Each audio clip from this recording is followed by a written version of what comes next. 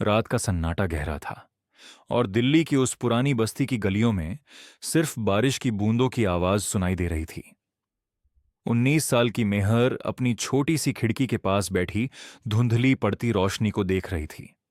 मेहर के लिए यह दुनिया हमेशा से ही बेगानी रही है। उसे बस इतना याद था कि बरसों पहले किसी ने उसे एक अनाथालय की ढेड़ी पर छोड़ दिया था। तब से लेकर आज तक वह बस एक छत और 2 वक्त की रोटी की मोहताज रही, लेकिन जिसे अपनापन कहते हैं उसकी एक बूंद भी उसे नसीब नहीं हुई। मेहर बोलती कम थी, पर उसका कैनवास चीख चीख कर उसकी दास्तां सुनाता था। उसके रंग ही उसकी जुबान थे।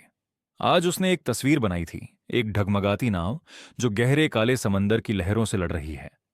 आसमान में डरावने बादल थे, लेकिन दूर कहीं से सूरज की एक हल्की सी किरण उस नाव पर पड़ रही थी।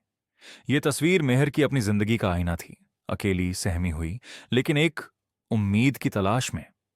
तभी अनाथालय की वार्डन मिसेस डिसूजा की कर्कश आवाज ने उसके ख्यालों के धागे तोड़ दिए। मेहर, ओ मेहर, कहाँ मर गई? सारा दिन इन रंगों में डूबी रहती है। जा जाकर स्टोर रूम साफ कर, कल शहर के बड़े लोग आने वाले हैं। मेहर ने बिना कुछ कहे सिर झुका लिया। उसे पता था कि यहां उसकी आवाज की कोई कीमत नहीं है। स्टोर रूम धूल और जालों से भरा पड़ा था। वहां काम करते करते उसकी नजर एक पुराने सड़े हुए संदूक पर पड़ी। मेहर ने जब उसे खोला तो अंदर कुछ पुरानी तस्वीरें और एक डायरी मिली। डायरी के एक पन्ने पर एक औरत की तस्वीर थी जिसकी गोद में एक छोटी बच्ची थी। नीचे लिखा था, मेरी कायनात। मेहर का दिल जोर जोर से धड़कने लगा। क्या यह उसकी मां थी? उसने कांपते हाथों से डायरी के बाकी पन्ने पलटे, लेकिन सब खाली थे। मेहर की आंखों से आंसू ढुलक पड़े। वह तस्वीर उसने अपनी जेब में छिपा ली। अगले दिन अनाथालय में बड़ी हलचल थी। शहर की मशहूर बिजनेसवुमन मिसेस गायत्री देवी वहां दान देने आई थीं। गायत्री जी के चेहरे पर एक अजीब सी उदासी थी, जैसे वह भीड़ में भी किसी खोए हुए इंसान को ढूंढ रही हों। उनकी नजर अचानक दीवार पर टंगी मेहर की उसी नाव वाली पेंटिंग पर जाकर ठहर गई। गायत्री जी ने धीमी आवाज में पूछा, यह किसने बनाई है? वार्डन ने मेहर को बुलाया। गायत्री जी ने मेहर की आंखों में झांका और कहा, बेटा, तुमने इस तस्वीर में बहुत दर्द भरा है, पर इसमें एक उम्मीद भी है। क्या तुम मेरे साथ मेरे घर चलोगी? मेहर सन्न रह गई। गायत्री जी ने बताया कि उनका एक बेटा है, कबीर, लेकिन उनके घर में सिर्फ सन्नाटा पसरा रहता है। वह मेहर को गोद लेना चाहती थीं। मेहर को लगा जैसे उसकी नाव को वो सूरज की किरण मिल गई है। लेकिन जब मेहर गायत्री विला पहुंची तो वहां का नजारा किसी महल जैसा था, पर हवा में एक ठंडक थी। दरवाजे पर ही उसकी मुलाकात कबीर से हुई। कबीर लंबा, हैंडसम था, पर उसकी आंखों में नफरत की आग थी। उसने मेहर को देखते ही ताना मारा, तो मां, आप इस बार यह नया खिलौना ढूंढ कर लाई हैं? एक अनाथ लड़की जिसके खानदान का अता पता नहीं, वह हमारे घर की बेटी बनेगी? मेहर का चेहरा शर्म से लाल हो गया। उसे समझ आ गया कि इस आलीशान घर में उसका रास्ता कांटों भरा होने वाला है। गायत्री विला की उन ऊंची दीवारों के बीच मेहर खुद को बहुत अकेला महसूस करती थी। कहने को तो वह अब उस बड़े खानदान की बेटी थी, लेकिन कबीर की नफरत भरी आंखें उसे हर पल यह एहसास कराती थीं कि वह यहां एक बाहरी इंसान है। कबीर अक्सर शराब के नशे में घर आता और मेहर को देखते ही कड़वी बातें कहना शुरू कर देता।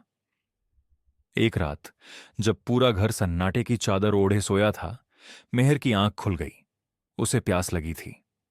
वह दबे पांव कमरे से बाहर निकली और रसोई की तरफ जाने लगी। तभी उसकी नजर गलियारे के उस आखिरी कमरे पर पड़ी जो हमेशा बंद रहता था। वहां गायत्री जी खड़ी थीं। उनके हाथ में एक पुरानी तस्वीर थी और वह फूट फूट कर रो रही थीं। मेहर ने छिपकर देखा कि गायत्री जी उस बंद दरवाजे को सहला रही थीं और धीमी आवाज में कह रही थीं, मुझे माफ कर देना तारा, मैं तुझे बचा नहीं सकी। मेहर का दिल दहल गया। ये तारा कौन थी और गायत्री जी खुद को दोषी क्यों मान रही थीं? अगले दिन मेहर ने हिम्मत जुटाई और घर की पुरानी नौकरानी मीरा के पास गई। मीरा बगीचे में कपड़े सुखा रही थी। मेहर ने धीरे से पूछा, मीरा चाची, ये तारा कौन थी और उस कमरे में क्या है? मीरा के हाथ ठिठक गए। उसके चेहरे से रंग उड़ गया। उसने इधर उधर देखा और फुसफुसाते हुए बोली, बेटा, उस कमरे का नाम इस घर में मत लेना। तारा इस घर की लाडली थी।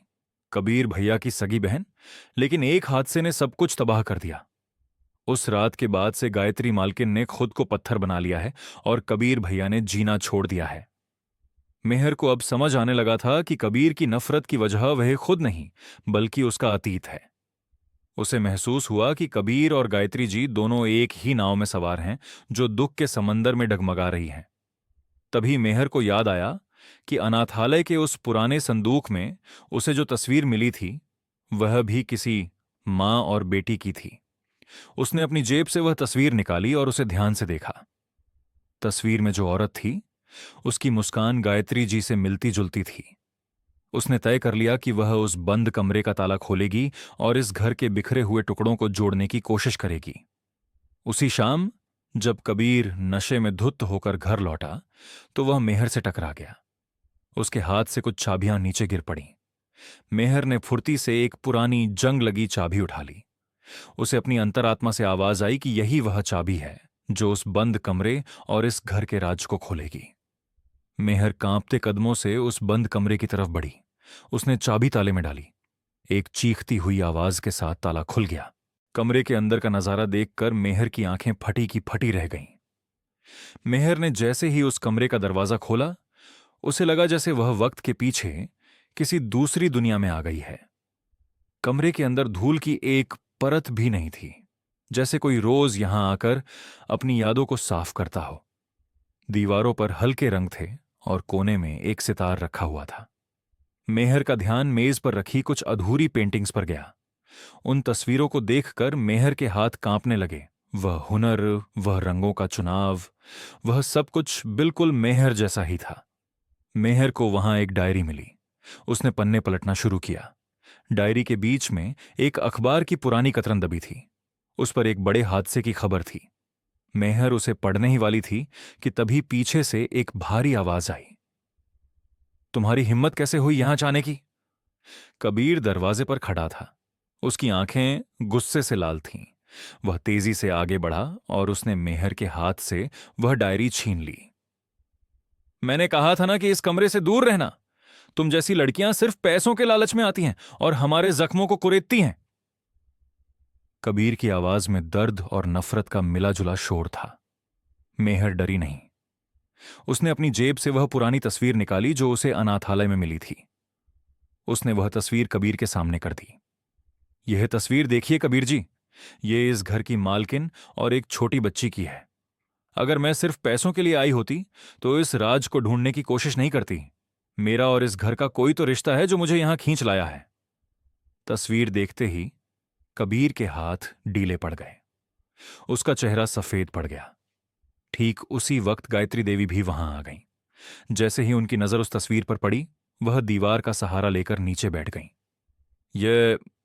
यह तो वही तस्वीर है जो तारा के गायब होने के बाद कभी नहीं मिली, गायत्री जी ने रुंधे गले से कहा। कबीर फूट फूट कर रोने लगा। मां, उस रात मेरी जिद की वजह से ही तारा बाहर गई थी। मुझे लगा मैंने उसे खो दिया, लेकिन यह लड़की, इसकी शक्ल, इसका हुनर, सब तारा जैसा है। मेहर को समझ आया कि जिसे सब हादसा समझ रहे थे, वह दरअसल एक बहुत बड़ी साजिश थी। उस रात तारा को मरा हुआ समझकर किसी ने अनाथालय के बाहर छोड़ दिया था। मेहर ही वह तारा थी जिसे बरसों पहले इस घर से दूर कर दिया गया था। गायत्री जी ने मेहर को गले से लगा लिया। कबीर, जो अब तक मेहर को अपना दुश्मन समझ रहा था, अपनी बहन को वापस पाकर शर्मिंदा था। उसने मेहर का हाथ थाम लिया और वादा किया कि वह अब उसे कभी खुद से दूर नहीं होने देगा। महल जैसा वह घर, जो अब तक एक कब्रिस्तान की तरह खामोश था, आज सिसकियों और खुशी के आंसुओं से गूंज उठा था। मेहर की वह डगमगाती नाव आखिरकार किनारे पर लग गई थी। मेहर अब गायत्री विला की लाडली बेटी बन चुकी थी, लेकिन उसके मन में एक सवाल अभी भी कांटों की तरह चुभ रहा था। आखिर उस रात क्या हुआ था? अगर वह तारा थी, तो वह अनाथालय कैसे पहुंची? एक शाम मेहर ने अपनी वही पुरानी डायरी उठाई जो उसे अनाथालय के संदूक में मिली थी। वह गौर से उसके खाली पन्नों को देखने लगी। अचानक उसे एहसास हुआ कि डायरी का पिछला कवर थोड़ा मोटा है। उसने सावधानी से उसे फाड़ा तो अंदर से एक पीला पड़ चुका खत बाहर निकला। खत पढ़ते ही मेहर के पैरों तले जमीन खिसक गई। वह खत विक्रम नाम के किसी आदमी ने लिखा था। उसमें लिखा था, काम हो गया है। बच्ची को शहर से दूर छोड़ आया हूं। अब रायचंद खानदान की सारी जायदाद पर तुम्हारा हक होगा। मेहर भागती हुई गायत्री जी के पास पहुंची। मां, ये देखिए। खत देखते ही गायत्री जी का चेहरा सफेद पड़ गया। तभी कबीर भी वहां आ गया। मेहर ने कबीर को वह खत दिखाया और उस फोन कॉल के बारे में पूछा जो उसने उस तूफानी रात को सुना था। कबीर ने अपना सिर झुका लिया। उसकी आंखों से आंसू ढुलक रहे थे। मेहर, मुझे माफ कर दो। मुझे शक था कि तारा के गायब होने में हमारे ही किसी करीबी का हाथ है। विक्रम मामा ने मुझे डराया था कि अगर मैंने सच बताने की कोशिश की तो वह मां को मार देंगे। उसी वक्त घर का दरवाजा खुला और विक्रम मामा अंदर दाखिल हुए। उनके चेहरे पर वही मक्कार मुस्कान थी। लेकिन जैसे ही उन्होंने कबीर और गायत्री जी के हाथों में वह खत देखा, उनके होश उड़ गए। ये सब झूठ है, वह चिल्लाए। लेकिन कबीर अब और डरने वाला नहीं था। उसने विक्रम का कॉलर पकड़ लिया। अब बहुत हो गया। बरसों तक तुमने हमें हमारे ही घर में डरा कर रखा। मेरी बहन को हमसे छीना। पुलिस बाहर खड़ी है मामा। विक्रम को पुलिस ले गई। बरसों से इस घर पर जो काले साए पड़े थे वे अब छंट चुके थे। गायत्री जी ने मेहर और कबीर दोनों को गले से लगा लिया। मेहर ने अपने स्टूडियो में जाकर उस ढगमगाती नाव वाली पेंटिंग को देखा। उसने एक ब्रश उठाया और उस नाव के पास एक और मजबूत किनारा बना दिया। उसकी तलाश अब खत्म हो चुकी थी। रात की खामोशी अब डरावनी नहीं थी, क्योंकि मेहर को उसकी कायनात वापस मिल गई थी। विक्रम मामा के पकड़े जाने के बाद गायत्री विला की अब आबो हवा पूरी तरह बदल गई थी। वह घर, जो कभी यादों का कब्रिस्तान लगता था, अब मेहर की खिलखिलाहट से चहकने लगा था। कबीर के मन पर जो बरसों पुराना बोझ था वह अब उतर चुका था। उसने मेहर से अपने पुराने व्यवहार के लिए माफी मांगी और अब वह उसका सबसे बड़ा रक्षक बन गया था। मेहर ने अब तय किया कि वह अपनी कला के जरिए उन लोगों की मदद करेगी जो आज भी उस अंधेरे में हैं जहां वह कभी थी। उसने अपने स्टूडियो का नाम तारा मेहर कला केंद्र रखा। एक सुबह मेहर अपने उसी स्टूडियो में बैठी एक नई तस्वीर बना रही थी। इस बार समंदर शांत था, आसमान साफ था और वह नाव किनारे पर सुरक्षित खड़ी थी। तभी गायत्री जी अंदर आईं। उनके हाथ में वही पुरानी डायरी थी। मेहर, बेटा, आज इस डायरी का आखिरी पन्ना तुम्हें भरना है, गायत्री जी ने मुस्कुराते हुए कहा।